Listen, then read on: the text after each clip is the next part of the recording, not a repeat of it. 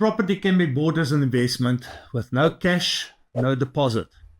Problem with regards to doing it like that is you are left with a humongous bond, and that normally means that you have a bond repayment, and that normally means that it impacts your cash flow. Now, I'm not a big statistical person, so I listen and read up every now and again on statistics, and if you listen to Mr. Dave Ramsey, he will tell you that good property investments is 1 in 200.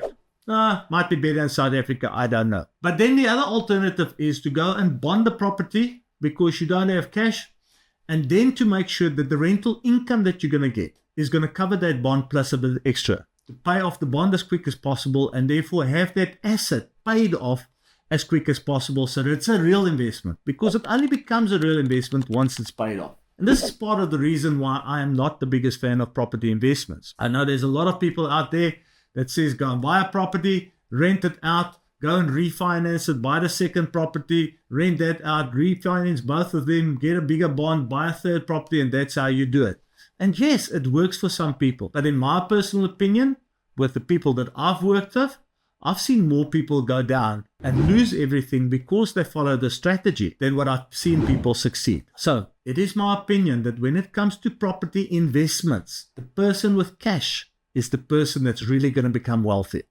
Property investors that have cash that can buy properties for cash and then rent it out are the people that win in the property world. It is for this reason as well that I say I am not a big fan of property investment.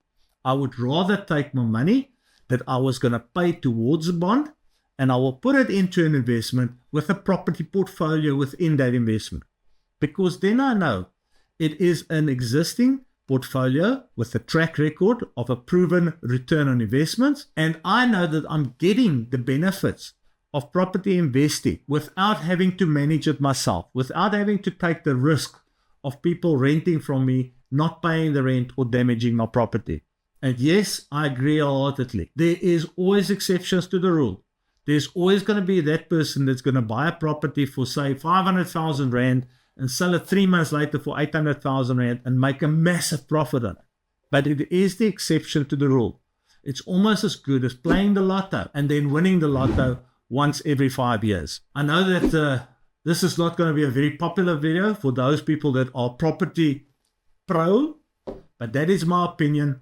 And I honestly think that people can do better by first saving up enough capital to buy that first property and buy it cash and then start building a property portfolio than to go and buy a property with a bond and then have the problem of a cash flow that has been impacted as well as the risk that is associated with property. All the best. Keep well. Bye-bye.